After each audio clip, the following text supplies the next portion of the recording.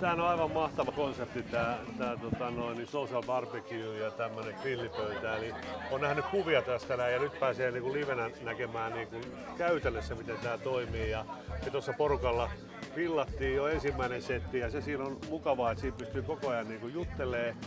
Välillä voidaan hakea vähän lisää ja ei ole sellaista kiirettä pois. Et kaikki siinä on niin kuin läsnä samaan aikaan. Ja Filitti kyllä sillä odotukset, että se on tosi lämmin niin kuin jaloillekin, eikä se savuta kuin sen alkuhetken. Ja ruoka on tosi hyvä ja se on kiva, kun ne vähän jähtyy, niin voi sit laittaa vielä uudestaan lämpeen ja pystyy juttelemaan pöytäseurueen kanssa. Niin oli kyllä kiva. Se mikä tavallaan yllätti, että miten paljon se niinku tuottaa lämpöä, että se, että varauduin, otin takkia mukaan ja muuta, mutta eihän täällä mitään kylmä tullut, se lämmitti niin mukavasti. Ehkä se yllätti, että se ruoka valmistui niin nopeasti siinä. En mä tiedä miksi mä luulin, että se olisi niin jollain tapaa hitaampaa kuin sellainen normi grillaaminen niin sanotusti.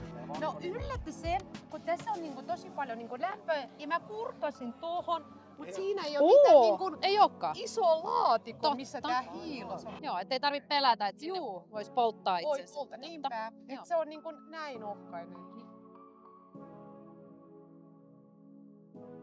Ehdottomasti, juu, ja paljon miellyttävämpi se lämpö, kun se tulee sieltä, niin kuin jalatkin on lämpimässä eikä se puhalla jostain niskasta. Kyllä, juurikin se. Ja nyt kun istutaan, lämpötila varmaankin on ehkä 12.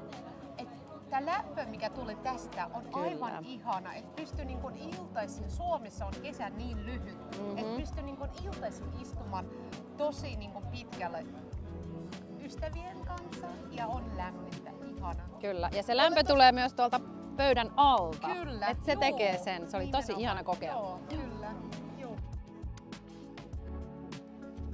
Ihan varmasti menee jatkoon ja tiedän, että tästä tulee vielä iso juttu.